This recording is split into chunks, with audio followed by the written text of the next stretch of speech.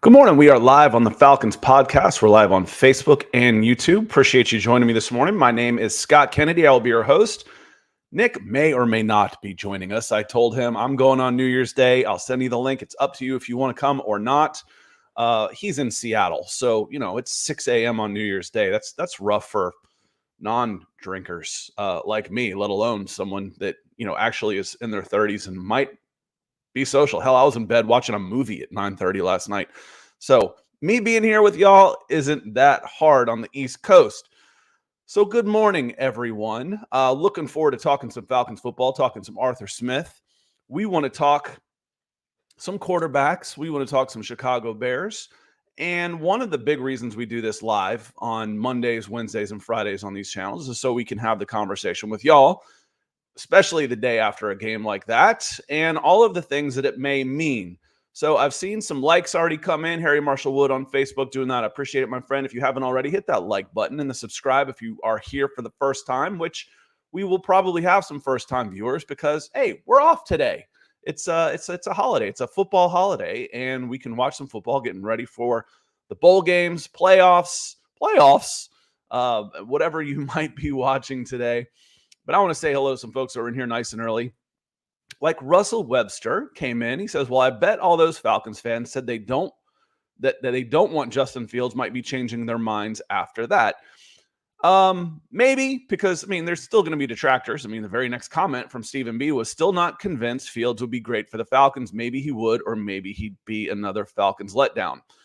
I want to try and add some levity to this conversation and just some, I don't want to say perspective, just some different thoughts on the conversation of Justin Fields in Atlanta. Now, is Justin Fields the answer to what ails the Atlanta Falcons, assuming you already are going to move on from Arthur Smith?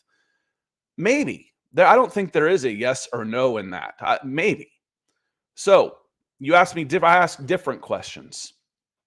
Would Justin Fields be better than what you have at quarterback right now? So what would it cost you to get him if you answered yes? I think most people would probably answer yes. He's better than Taylor Heineke. He's better than Desmond Ridder. So what would it cost to get Justin Fields?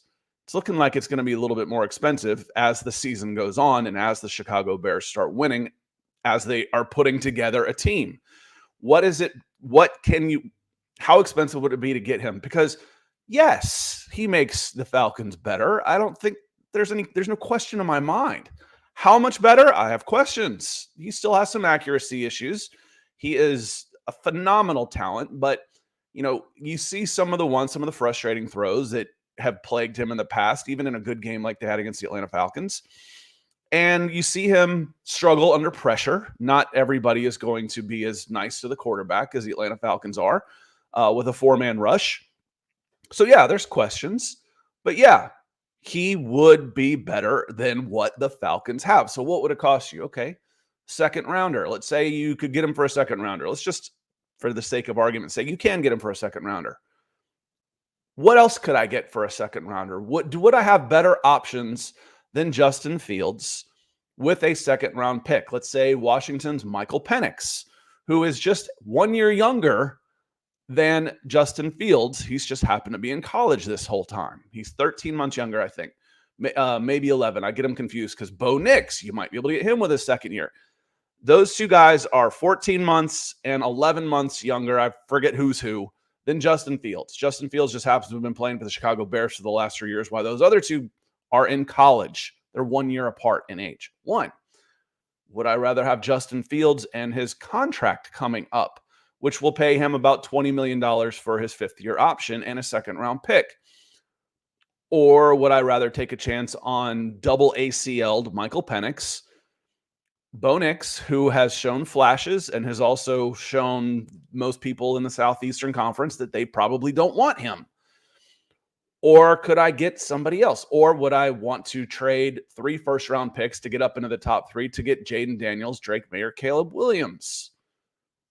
Or would I rather get a first-round pick maybe, or a second and change for Kyler Murray? All those are questions that have to be asked. All those questions have to be answered. I think the answer to the question, does Justin Fields make this Falcons team better? I think the answer is yes. The other question that doesn't really matter anymore is, would this team, it's just fun for hindsight. That's what we do here.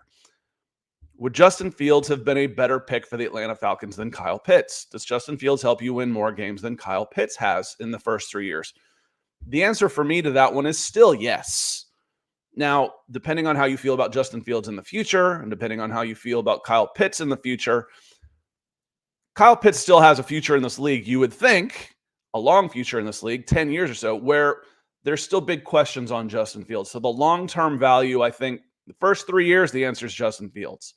The next 10 years, that story is still to be written. Todd coming in, he says, question, why was Smith hired? He handed the ball off to Derrick Henry in Tennessee. That was his offense, another bad hire, a man not ready to be a head coach and not mature with the media. I think the main reason that he got is because the offense was good, yes, but what he did with the success that Ryan Tannehill had between Miami and Tennessee, I think is the main reason. You're like, okay, we've seen what happened here. Can we have that same sort of success at quarterback with the strong running game, with the play action call, with the overall structure of this offense? Can we replicate what they did in Tennessee? Derrick Henry is pretty special. A.J. Brown, as what you call, is pretty tough. Is a really good number one receiver. The quarterback has not been the equivalent of Tannehill. Matt Ryan was a better quarterback than Tannehill, but Ryan was 36 years old when the Falcons, when Arthur Smith and Terry Fontenot took the job and decided to pass on Justin Fields at number 4, or anyone else for that matter, moving forward, and decided to roll the dice in year 3 with Taylor Heineke and Desmond Ridder, which could cost some people their jobs this year. It could cost some people their jobs. We'll get into that as well. Michael Ranquillo, good morning. He's in Tucson up here early with us, bright and early, out in Arizona. So thanks for getting up with us this morning, Michael. He says, good morning, Scott and Nick on the Falcons podcast of 2024. The first one, that's right. Happy New Year, Scott and Nick. Nick might show up here. He might not. We've got this covered. If not, if he's not here, it means we can go a little longer, because that means we're not doing Broncos at 9:30. So this is for me, everybody. Good morning. Happy New Year. Just like I said, just a reminder, I see the likes and stuff coming in on Facebook. Make sure you're hitting that on. Y'all do a really good job on YouTube as well. John Harrell's in here nice and early. Happy New Year, Scott and the Falcons family. That's all y'all. Red Swarm, he's here as well. Happy New Year, Scott, and to all of you faithful viewers that are here this morning. Yeah, I hope everybody had a nice, safe, and if you are up this early, I hope you were able to sleep. Fireworks woke me up a little bit, but not too bad. I'm getting to be a better sleeper in my old age. Roderick says, Happy New Year, everyone. Right back at you, Roderick. And he says, the Ravens are on fire, by the way. Yes, they are. This just feels, I know we saw the game last week with the 49ers and Ravens. A regular season game doesn't mean nearly as much to me as, well, I mean, here's the statement of the year, Scott. Playoffs, well, we already saw this game. Yeah, but did we really? It just feels like this is inevitable right now. I mean, the Eagles, they've been hot and cold for a while. The Dallas Cowboys on the road, I like San Francisco in that one. The Detroit Lions are a year away, I think, from having just maybe 1 or 2 more pieces on their defense. 49ers are really good. I don't see anybody beating the Ravens right now. So it might end up being inevitable. Be a hell of a Super Bowl, that's for sure. Ro coming in, good to see you. Ro says Happy New Year. Happy New Year back to you as well. James, good morning. Happy New Year, everyone. Another PR. I'm assuming PR is Puerto Rico. Is that what the PR is for? Because he says Happy New Year, everyone, for my homeland. To you as well. Oblivion Empire has joined us. And Stephen B. asks again, is a future Falcons quarterback playing today? You got J.J. McCarthy, Michael Penix, Quinn Ewers, and Milroe. Maybe. Penix might be the only one of those guys in the draft this year, but that doesn't mean they couldn't be quarterbacks in the future, to your point. So Penix is the only one that could be available. I think no matter what you do at quarterback, let's say you make a trade. Let's say you sign Russell Wilson on the cheap. I'm still drafting a guy. I'm absolutely drafting a guy. Unless No, there's pretty much not in a lesson there. If I go for a veteran quarterback, I'm still drafting the guy and just stacking the position. The Falcons' talent and their roster it's a donut right now. There's enough guys there to be a good team with better quarterback play. And notice, I almost always say quarterback play and not a better quarterback because I don't put all of the blame on the personnel, on the quarterbacks themselves. Now, can you do better than Desmond Ridder and Taylor Heineke? Probably. But are they as poor as they've looked this year under Arthur Smith? No. I think there's some blame to spread around between the offensive coordinator, Arthur Smith, his assistant Dave Ragone, and the quarterbacks, Taylor Heineke and Desmond Ridder. I looked it up. I made a mistake yesterday on Twitter because I went to Taylor Heineke's reference page and I had a sort on interceptions. And it came up where he'd only had one other 3 interception game in his career, and he's had 25 starts, and it said ATL next to it, but it was actually against ATL. He was playing for the Carolina Panthers, threw the ball 52 times, and had 3 interceptions that game in 2018. That's the only other time he's had 3 interceptions. He's had 25 starts since then. Magically, within 4 games, he's throwing 3 interceptions, and his worst quarterback rating of his career playing for Arthur Smith. So I'm not putting it all on just the quarterbacks. Do I think they need a better quarterback? Yes. Do I think they need to change a head coach and offensive coordinator? Yes. Yes, I do. Oblivion Empire, good to see you. He says, I love the show and love how you always show support to the fans. Well, y'all are supporting us. I'm not here without you. It's why we go live. I want to be here. I love the question and answers. I love the different points of view. You know, I've said before, if you're respectful with your take and respectful of my opinion, I'm not going to tell you I'm right when I'm talking about predicting the future. Do I think Justin Fields would have been a better pick than Kyle Pitts? Yes, I do. Does that mean I'm right? No, it doesn't. Would I listen to you explain to me why Kyle Pitts would be a better pick than Justin Fields for the future with his age? Yeah, I can make that argument too. I'm listening. I'll absolutely listen. Listen to Oblivion Empire. Thank you for the super chat, my friend. Appreciate your support of the show. Red Tag says, let's hype up the hashtag ASGT. I can't even say all that, man. It's too hard. ASGTG. Arthur Smith has got to go. I think it's I like to read body language a little bit. Now Arthur Smith's pretty easy. When he came out talking about Calvin Ridley, I wrote up an article. I said, Calvin Ridley is done in Atlanta. Done. He was. When Desmond Ridder came out after that last game, was it the Panthers? I don't remember which that last game was. And he sounded like a dead man walking. I'm like, he's done. Heineke's up next. I got that feeling from Arthur Smith yesterday at his press conference, going through the motions, a little bit defiant. This game next week, it wasn't as bad as it looked. We've been in a lot of games, almost like he was trying to just explain away, give us his resume, why he deserves to still stick around. I think Arthur Smith is in big, big trouble. Because as Harry says, we can still win the division and are Dumb and Dumber. So you're telling me there's a chance. I asked y'all a long time ago, if the Falcons eke into this thing at 8-9, would you want Arthur Smith back?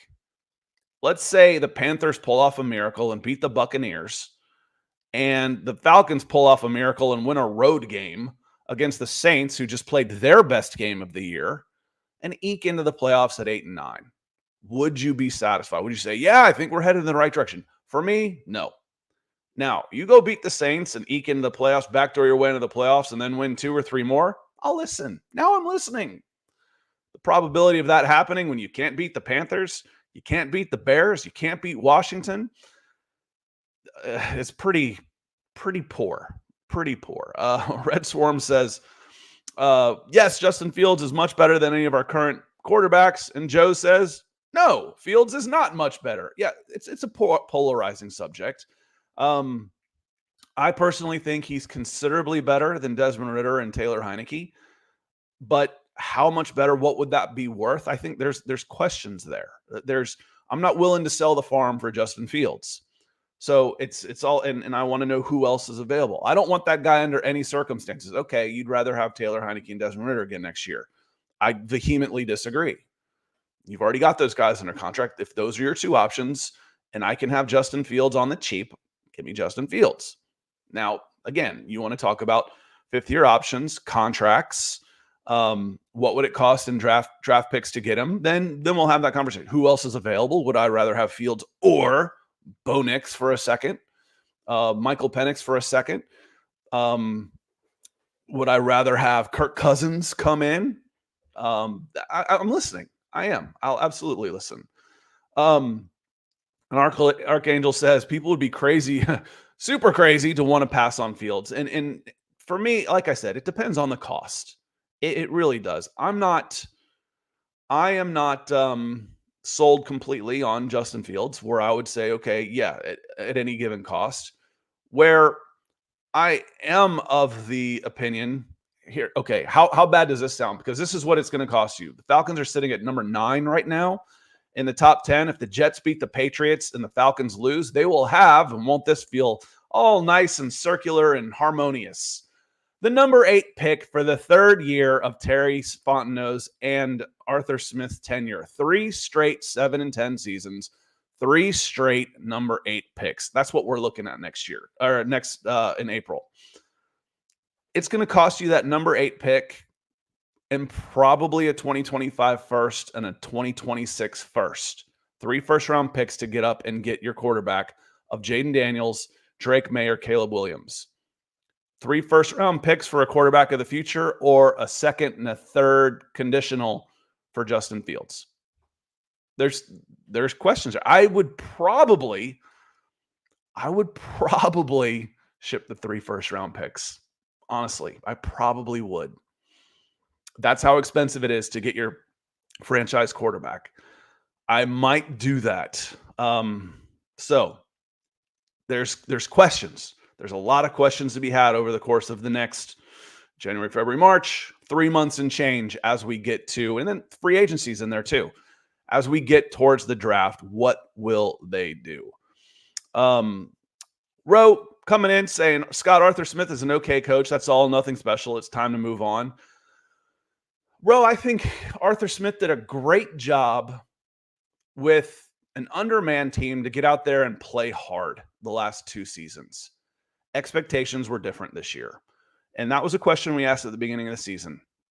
Can he do more than just get a bunch of scrappy cast-offs, salary cap cast-offs in the NFL to playing competitive football? And the answer this year was vehemently no. He could not. There was a ton of money put into this team.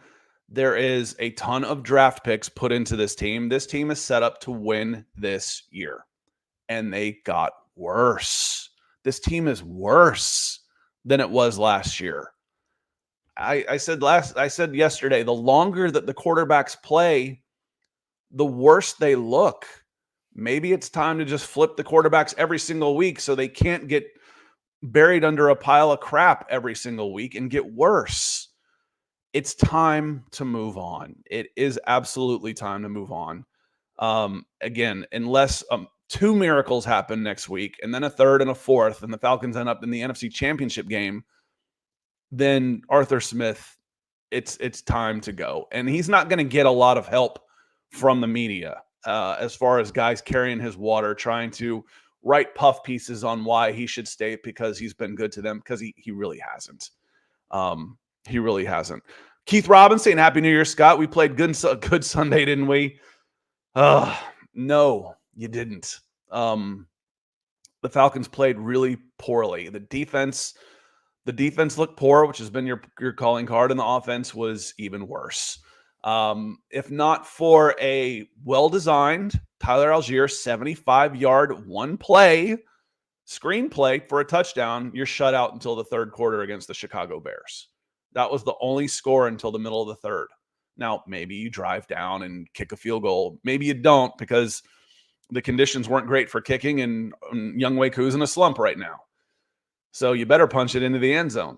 And it was the middle of the third, I think, before they got their second points on the board. It was poor. It was poor. Happy New Year's, everyone, from Chris Walker. Disappointing loss. The Falcons still going to Falcon at least now. Was it disappointing? Was the loss disappointing? I put embarrassing in the Falcons were embarrassed. I put that in the title. Was it really disappointing though? Did at some point, Falcons fans, did you find yourself saying, man, this is what we needed. This is what we needed. Get him out of here. You needed this embarrassment to the Chicago Bears, who were on a similar track from a team building perspective with salary cap restraints, new coaches, et cetera, and one team looks like it's going arrow up and one team looks like it's going arrow down. How disappointed were you, really, in that loss? Was there a part of you that says, good? Was there part of you that says, okay, let's look at Tankathon and say, okay, the Falcons are up to number 9. The highest they can get is number 8. Again. And as Ark says, draft picks aren't guaranteed to be great picks. Look at Bryce Young so far. Shoot, look at the Falcons so far. You know, they've got 3 top 10 picks. Kyle Pitts had 1 catch for 5 yards yesterday. And I don't know if the snow got in his eyes or what. But that first drive, flea flicker, nice pass downfield, and then Taylor Heineke put one on the money in the end zone. And Kyle Pitts didn't even extend his arms. I mean, he's been getting grief from a lot of directions for a lack of effort. That was not a good look from Kyle Pitts. The effort level on that, it's almost like the ball surprised him. And I kind of joked in the comments yesterday, well, to be fair, you know, he hasn't seen a ball on target when he's been downfield in 2 years. But that was a bad look for Kyle Pitts. Another PR says, are we willing to go through another rebuild when the NFC South is there for the taking? This isn't a rebuild. It's not. It's absolutely not a rebuild. You could have a coach come in here and make it an immediate impact. If you had a quarterback came in, it doesn't even have to be. Now you could strike gold with CJ Stroud. If you hit a guy and he plays like that, then this is a contending playoff team. This ends up being a Matt Ryan rookie season where all you're doing is saying, just be a shepherd of this team. And what I think he was 11-5, maybe his first year. This team isn't a rebuild. I don't think so at all. Another PR. I don't think it is a rebuild at all. I think this team is competent quarterback play away from being NFC South champions. Again, I say competent quarterback play, not just competent quarterback, because I don't put it all on. I don't think changing a quarterback is going to be enough with Arthur Smith still as head coach, offensive coordinator. I don't think you can just change one or the other. I think for this team to be contending next year, and technically speaking, they're contending this year. I don't think one. I think you've got to go both. I think you have to get a better quarterback and a better offensive coordinator / play caller in place. Roe votes for changing the for trading the 3 first-round picks over, like, say, a second and a third for Justin Fields. I don't know if you'll be able to, is also the thing. Now, there's 2 ways to look at this. Either Justin Fields' price just went up, or the Chicago Bears pick is up for grab, and that's going to cost a haul. Oh, my God, is that going to cost a haul to get to number 1 this year? The Bears could come out of this thing with 5 first-round picks. They already have 2. If they traded down, they could pick up 3 more. And end up with 5 first-round picks over the course of the next 2-3 seasons. Extra, including their own. Washington is sitting at number 2 right now. They need a quarterback. New England is sitting at number 3. They need a quarterback. Arizona Cardinals is now at number 4. They are in prime position to say, if they were to hold that spot, to say, okay, I want Marvin Harrison Jr. if the 3 of you go quarterback, or if somebody takes Marvin Harrison Jr. above, then I'm trading down for somebody to come give me 3 first. I mean, that's the trade partner. If they decide to keep Kyler Murray and one of those guys, if a quarterback is available at 4, There's your trade spot possibly with Arizona, or it's going to cost you more to get Kyler Murray. The New York Giants are a little bit questionable. No quarterback there. The Chargers, they don't need a quarterback. The Jets at number 8, they will be in the market for a quarterback. Tennessee is probably in the market for a quarterback. You go to Chicago again, then Vegas, then Minnesota. They need one. New Orleans probably can't afford one just yet. To make those trades, they're going to need their draft picks. As much money as they put into Derek Carr. Denver is going to need a quarterback, but I don't think they'll make a big trade. Not after giving up 3 picks for Russell Wilson. Seattle could be. I don't think at 15 they've got enough to move up, but they'll be in the market for a quarterback of the future as Chino's getting a little bit older. So it's going to be tough. It is going to be expensive. And Stephen B says Chicago would be silly not to ask for more. How about a guy like Drake London? Yeah, like I said, Stephen, I think the price just went up for Justin Fields. So I'm just saying, even a second and a conditional second, third for Justin Fields. Let's talk cost. If I'm having to give up a second and Drake London, then no, I don't want to do that. I absolutely don't. Kasim Smith, good to see you. He says, I'd sign Russell Wilson, draft a second round quarterback, and plug all of our other holes. Russell Wilson is going to be pennies on the dollar. His deal offsets. So let's say he's got a $40 million dead cap hit next year. He's got it for 2 years. Matt Ryan has the record dead cap hit at like $40.5 million. Russell Wilson's going to double that. So they spread that across 2 years. He's going to have $42 million 2 years in a row. Whatever they pay, the next team pays Russell Wilson. It just basically goes to the Denver Broncos to offset that cost. It's weird contract language. It doesn't usually happen like that. That's how this one is going to work. So Russell Wilson has zero incentive to help out the Broncos by saying, yes, I want a $10 million contract. Oh, I'm still getting the same amount of money. Why don't you sign me to 1.5 veteran minimum and take that other 8.5 and go get me a center or a guard or a wide receiver 3? Russell Wilson's in play, y'all. He's absolutely in play. Would he be better than what we saw with Taylor Heineke and Desmond Ridder for Arthur Smith? Yeah, he would. He thrives in play action type of offense. He thrives on chaos with broken plays. And the Falcons have been known to let in a little bit of chaos. He thrives in both of those situations. Could absolutely be Kasim. Russell Smith for $1.5 million. Russell Wilson for $1.5 million, and then you draft a guy in the second round, and you use your first round pick on that edge or corner. Or I have trouble passing over Brock Bowers when he falls to me at 9 every once in a while. Now, I would be the first one to have complained about that in years past. This isn't years past. This roster is much better in 2024 than it was in 2021 when we first started doing this together, y'all.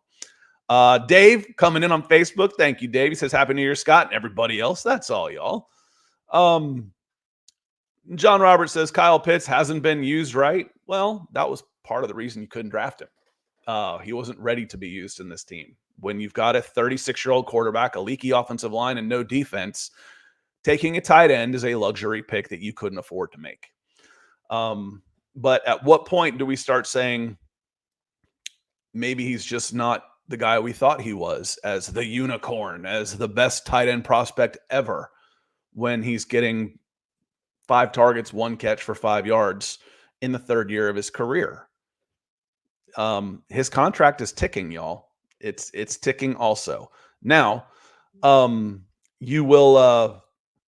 his contract is ticking. Now, based on how ridiculous 5th-year options are set up, and this is what I had to do some research and learn, it just made sense to me that the 5th-year option would be slotted the same way as your draft order, but it's not.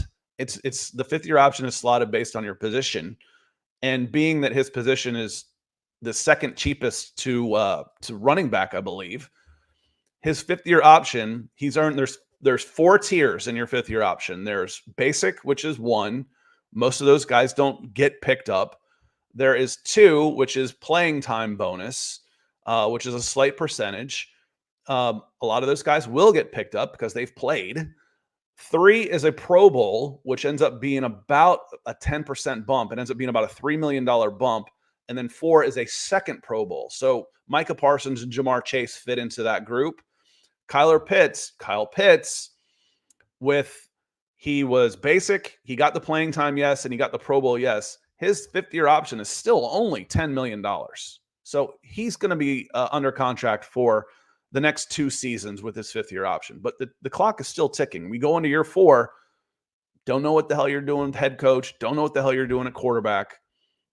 It's a problem. It's a problem. Tim Carter says Fields is a bust. You people are crazy. I notice you are in your Georgia gear. So yeah, there's a little bias there. I get it. There's a lot of Georgia fans that don't want anything to do with Justin Fields.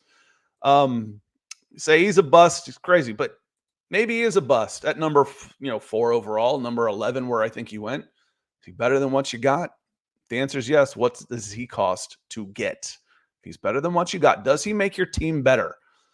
If you say no, based on Desmond Ridder and Taylor Heineke and what we've seen this year, if you say no, Justin Fields does not make your team better, I question that pretty seriously. I question that one. What I don't question is John Harrell coming in. John has been working harder than he should to support the show. He says, let's try this again. And he brings in a huge off the top rope, Jimmy Superfly Snuka splash. That's an old guy reference. Splash off the top rope. He says, let's try this again. John, thank you so much for the support for the show. It truly means a lot. Coming and hanging out on a Monday morning, on a New Year's Day. Happy New Year's Day, everybody. And bringing the support. And again, he got kicked back from YouTube/Google, and it's important enough to him to show the support, the show that he's actually had to jump through the hoops to do it. So thank you.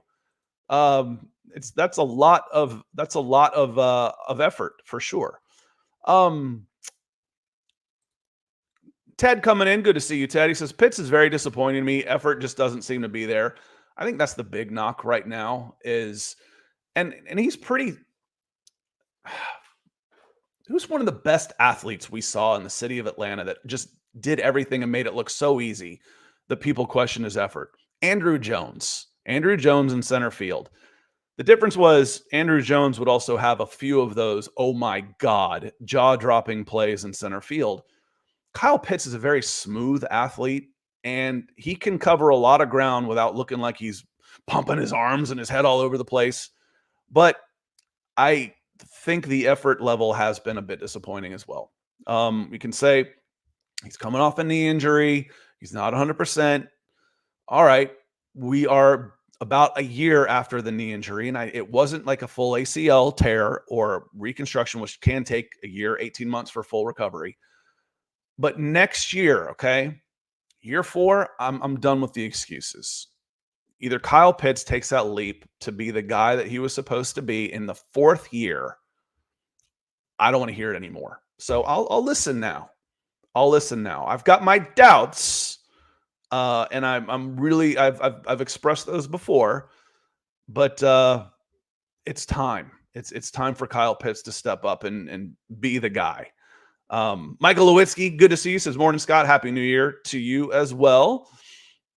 Brandon Swank says, I'd rather take Justin Fields and trade up and take a quarterback to sit and learn behind Fields. I think the problem with that, Brandon, is to get Justin Fields, it's going to cost you draft picks.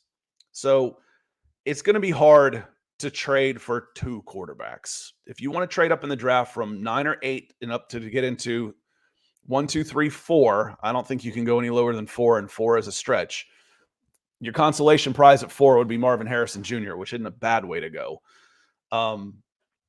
Talk about possibly the next, Julio Jones in Atlanta. I just don't think you can do that for both guys. I think you could go free agent. You could go Jake Browning, Cincinnati Bengals. You could go Russell Wilson. You could go Jacoby Brissett. You could go Drew Lock. But I don't think you can trade for a guy and then trade up. I just think it's going to be too expensive. Make you fumble. He says, I'm here. Well, it's good to see you. The Connect says the Bears record is the same of ours. He doesn't want Fields. Does not want Fields at all. It is the same. It is the same. I think one of the key differences here is the Bears started 0-4. Packers at Buccaneers at Chiefs, Broncos. And in their last 7 games, they're 5-2. They've beaten the Panthers. They lost at the Lions in a close game. They beat the Vikings. They beat the Lions. They lost to the Browns in a close game. They beat the Cardinals. And then they beat the Falcons handily. Well, that's not exactly murderer's row, Scott. Yeah, you're right. You're right. But the Falcons lost to the Panthers. They lost to the Lions. They lost to the Vikings. They lost to the Cardinals. The Falcons have the tiebreakers in all of the draft picks. Right now, they could switch with New York Jets. Well, Scott, they beat the New York Jets. Why don't they have the tiebreaker? The tiebreaker is strength of schedule. The Falcons have the easiest schedule in the NFL. Again. It's the third year in a row. Why do the Falcons keep picking ahead of all those other teams that have the same record? Because their schedule has been the easiest schedule. And they're still staring at their third consecutive 7-10. This I don't say this with hyperbole. I don't try and exaggerate on this when I say this is probably the easiest Falcons schedule we'll ever see. Probably the easiest one we will ever see. And they've gone backwards. They've gone backwards. Let me see. I want to go back down through here a little bit as we're going through some of the commentary. You know, Michael or Pitts is catching some strays, and he's earned some. He has. I'd like to see a little bit. It's time. You know, I'll listen to the defenders for Kyle Pitts. I will echo some of those concerns that I have with the quarterback play, the offensive coordinator, injury. Okay. Year 4, it's time. Well, he was really good with Kyle with Matt Ryan. He was. That's something to hang your hat on. And if you decide to move him, hopefully you can get something back out of him. Michael Corietti. Good morning, everybody. Arthur Smith's got to go. He's got to go. I don't want Kyler. I don't want Fields. I don't want Kyle Unicorn Pitts anymore. A unicorn would have made that catch. I'm hoping we get Cousins. The problem with Cousins, 1, is the injury concern. 2, what makes the most sense for him is to go back to Minnesota. So I think he's going to be tough. Boy, he would have been hell this year, though. The Falcons are absolutely in the playoffs if he's playing 10 games for Atlanta. They're in the playoffs. But an old guy coming off an injury, an expensive old coming off an injury, that scares the bejesus out of me. And I think he's going to get enough money from Minnesota to scare off anybody else. Russell Webster, Happy New Year. Can't wait for your Senior Bowl videos this year. I'm looking forward to it, Russell. I rented the camera, booked the hotel, booked a rental car. I'll be down there for 3 days at the end of the month, and I will start popping the videos out while I am down there. Should be a good crew down there. I have a lot of fun. Just hope for the good weather. That's what I'm looking for. Hope for the good weather. Dave says, good morning, Scott, and Happy New Year, everybody. I'm going slow through these comments. I'm not going to be able to get to everybody, y'all. I look at the timestamp on this, and it's 9:15, so I'm 30 minutes behind on your comments. I'm trying to say hello to a lot of people while solo in the show, so I might just scroll down and get some of the more recent comments because, like, dude, you talked about that 30 minutes ago. I know. Here's one of my Daniel McLawhorn's come in with it feels like a newer name, so welcome in. Comes in with a comment. He says, Arthur Smith's never had a top 20 quarterback. Not with Atlanta. Ryan Tannehill was. Ryan Tannehill ended up like top 7, top 6 in quarterback rating with his the year before Arthur Smith got the job, and that's one of the reasons he got the job. But when Arthur Smith is basically co-general manager of this team, he does not get a pass for the state of who his quarterback is when he's the one shopping for groceries. He doesn't. He is culpable on that. I have railed pretty much every episode we've ever done. We're over or almost like at 200 episodes. I've taken a shot at Thomas Dimitroff. Mike Smith and Dan Quinn had a different relationship than Arthur Smith. Arthur Smith is basically co-general manager. it's his decision who's out there. He's got his hands in the cookie jar when it comes to this team building. Now, you can say, okay, well, if that's true, then he's done pretty good in all the other positions. I agree. But he's also the offensive coordinator, and the offensive coordinator and play caller needs to be fired. Period. He needs to be fired. No other way around that one. That one I will not hedge on. Let me see here, but he's culpable in that for sure. Why City Hector says, see y'all later this year because it's over with the team. Enjoy the rest. We got draft coming up, man. We got all kinds of good stuff in free agency. You know, Arthur Smith and we got some money coming up. I mean, think of how well the Falcons did in free agency this year and still stunk. And they're still staring at 7-10. Jesse Bates was a hit. David Onyemata was a hit. Caden Ellis was a hit. Calais Campbell was a hit. Bud Dupree was a hit. Defense was a hit. Now, they still lack that big-time pass rusher who wasn't available in the offseason, not through draft, not through free agency. They need to go after that guy again this year. And if you have to stack up defensive linemen in order to do it, so be it. But there's lots of stuff going on, man. Don't leave now. This is the fun part. At least it was for me growing up in the 80s, you know, when the Falcons lost every single year except 1980.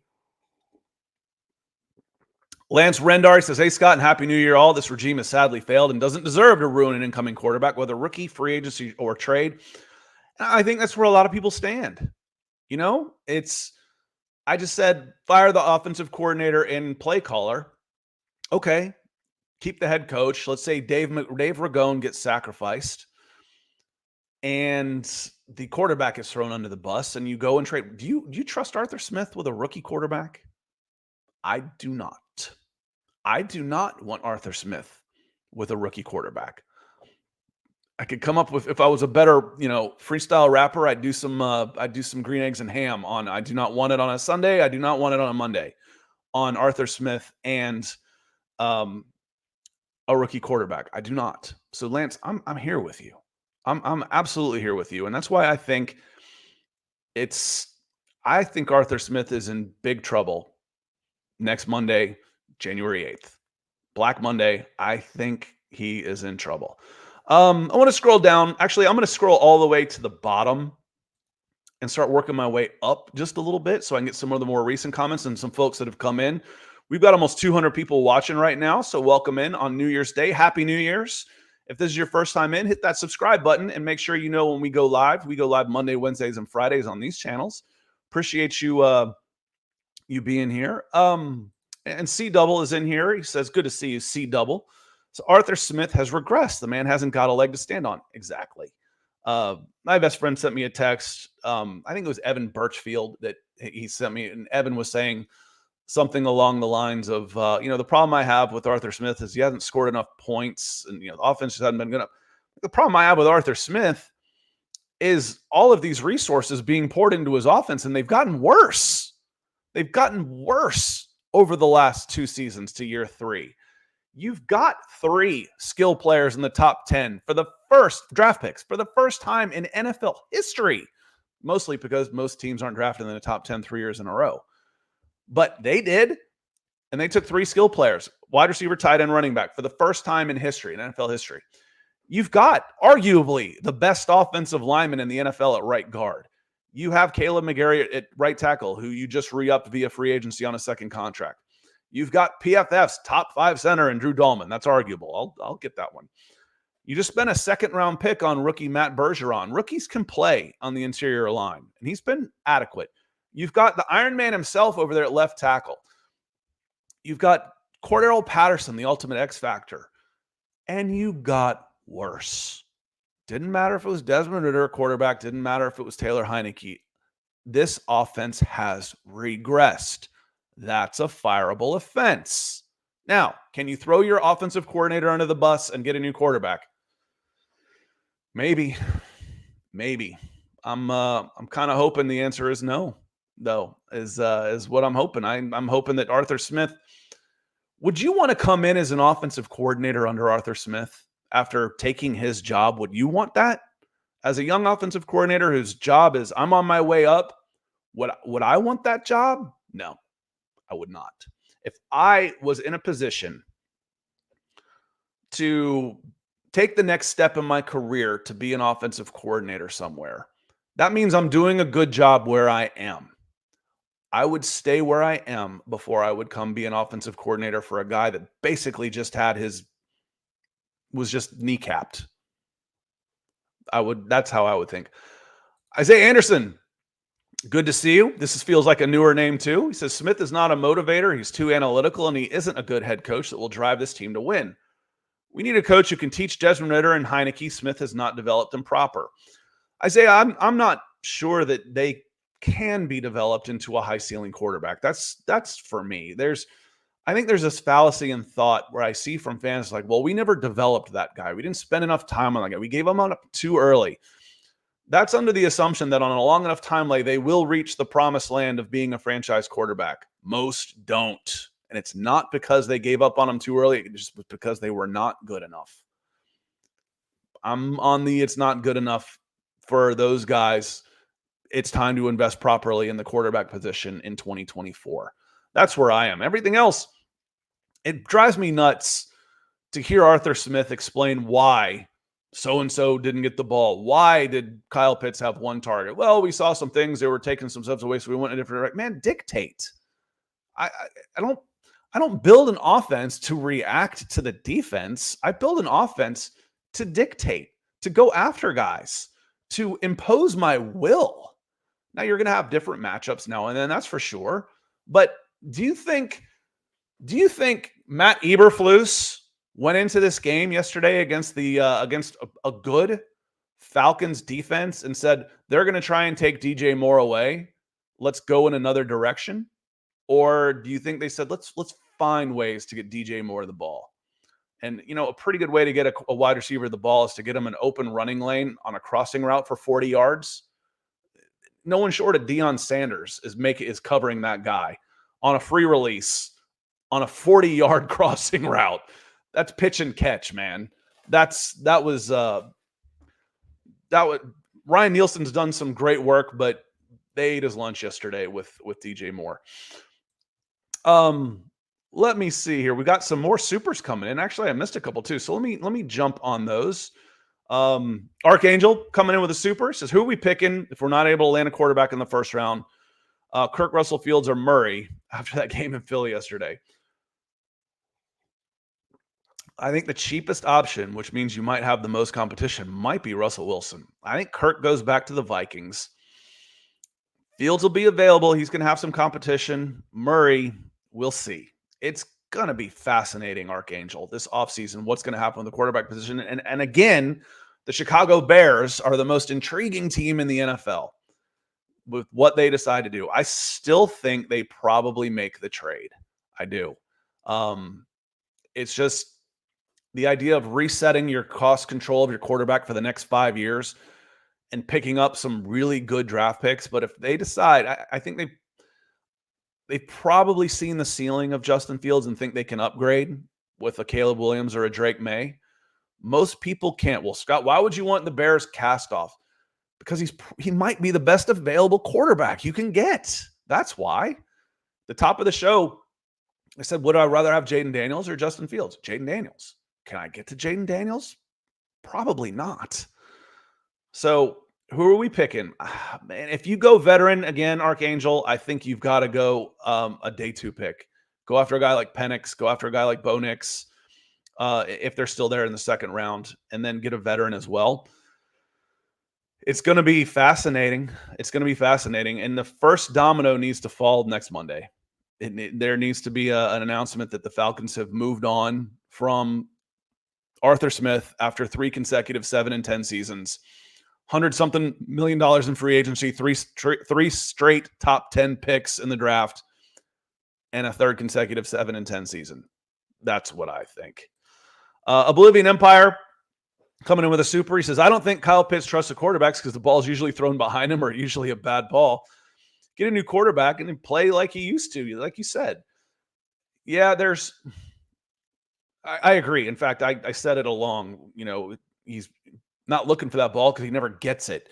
And when you are a wide receiver pass catcher, and you're constantly running routes and constantly not getting the ball, no, you start getting a little gassed.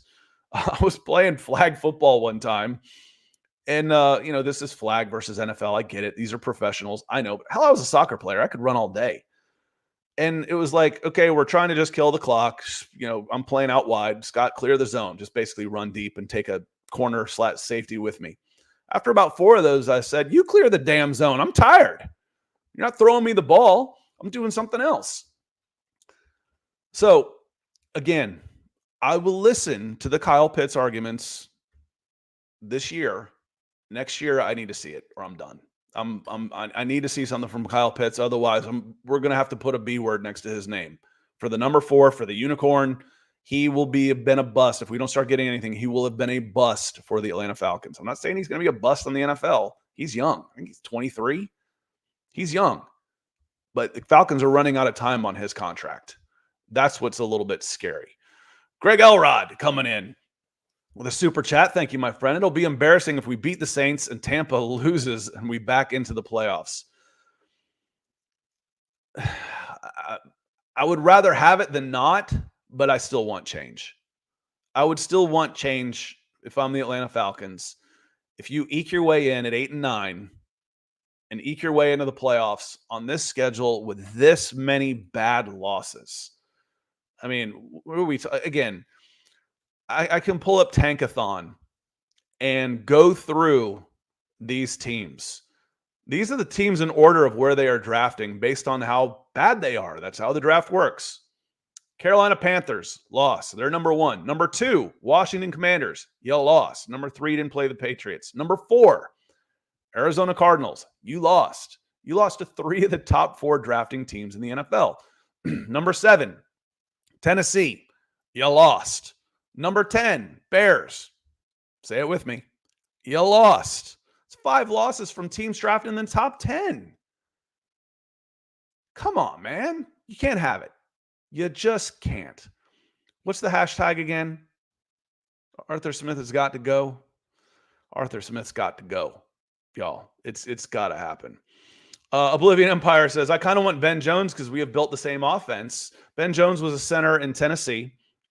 Lacking the quarterback plays. Ben Jones, I don't think he signed anywhere this year, and I think he's done. I think it's with health reasons, the way that man played, I don't think he will play football again. After a year out, he might get that itch and say, I want to go one more time. I just feel like he's retired, and God bless him for it because his injuries have been concussions. They've been head injuries, and I want him to be safe, happy, and healthy when he's in his 40s and 50s and 60s and 70s. So a Ben Jones type would be great, but I don't want to see Ben Jones back in the NFL. I covered him with it when he was in high school. He was one of the great stories.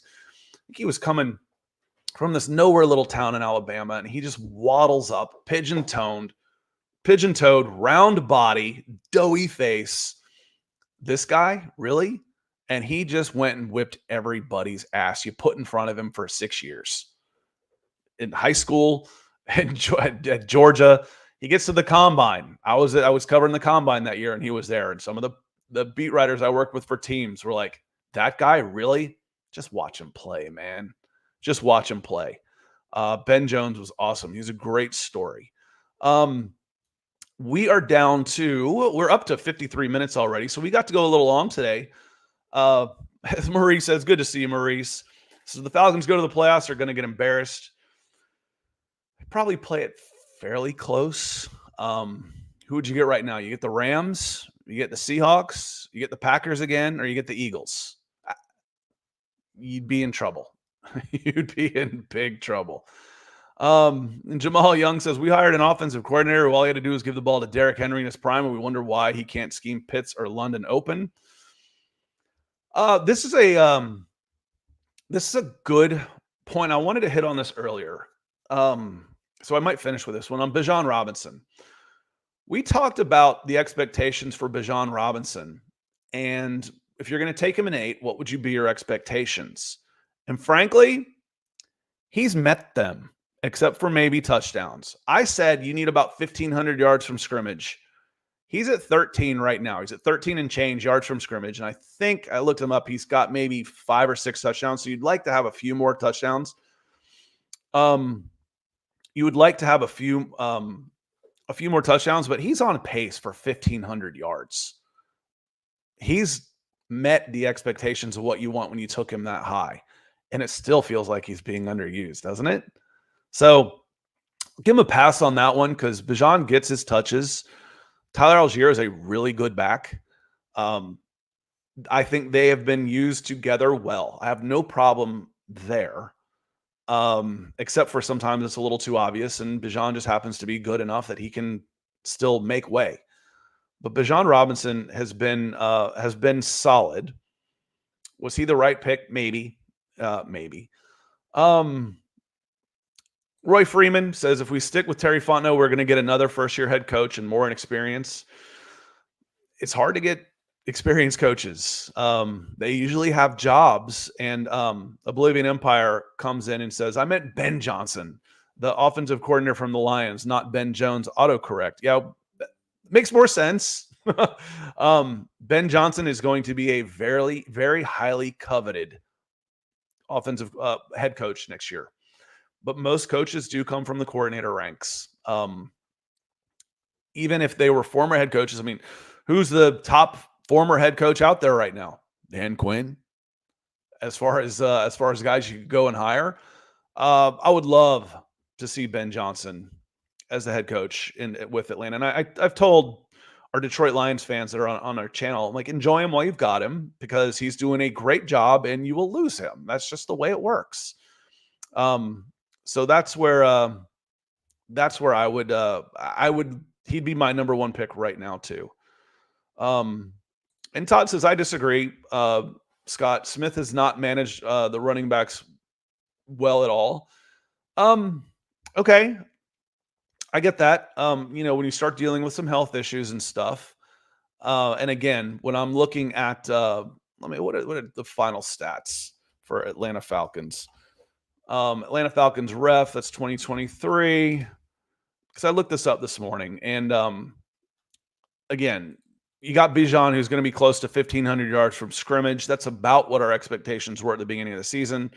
Because he's at 950 and 400. That's 1,350, give or take, with 7 touchdowns. So he's on pace for 1,500 yards and call it 8 or 9 touchdowns. That was my expectation at the beginning of the season when you take a guy number 8.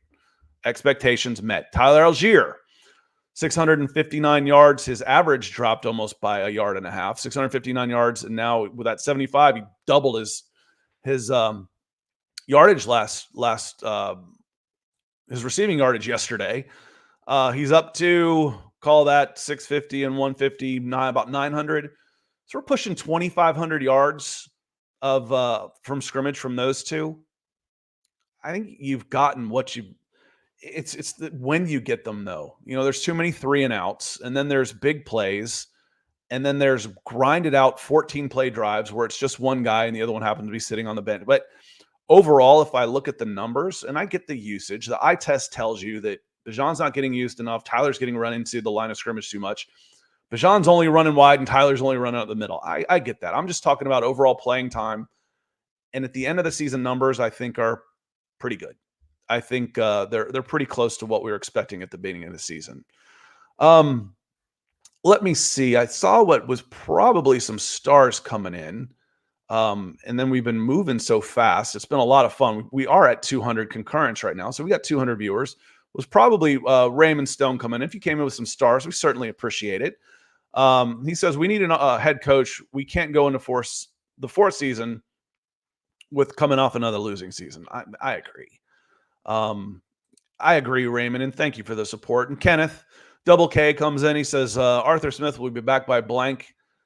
And Smith will trade away a lot of our draft picks for Ryan Tannehill and Derrick Henry. Fans don't just understand a guru like Smith. Ryan Tannehill will be cheap, dirt cheap. Derrick Henry won't cost a lot either, but I don't think Derrick Henry's coming. I know that was kind of tongue-in-cheek. We talked about veteran quarterbacks. God, the Falcons fans are going to riot. They're going to riot if it ends up being Ryan Tannehill.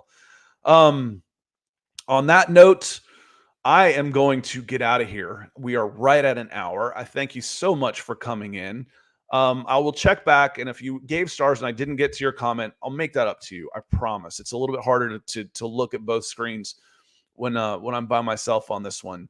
But I do want to say thank you to Oblivion Empire, to John Harrell, to Archangel. Oblivion Empire came in twice, to 3 times actually, the hat trick, and Greg Elrod for coming in with the super chats. It means a lot. We got one more game against the Saints, and it won't matter a bit other than, just kind of beating the Saints if the Tampa Bay Buccaneers take care of business against Carolina Panthers. Scoreboard watching, the Panthers could end up shocking the Buccaneers, and the Falcons could end up shocking the Saints, and the Falcons could back their way into the playoffs at 8-9, and it would still feel a little disappointing.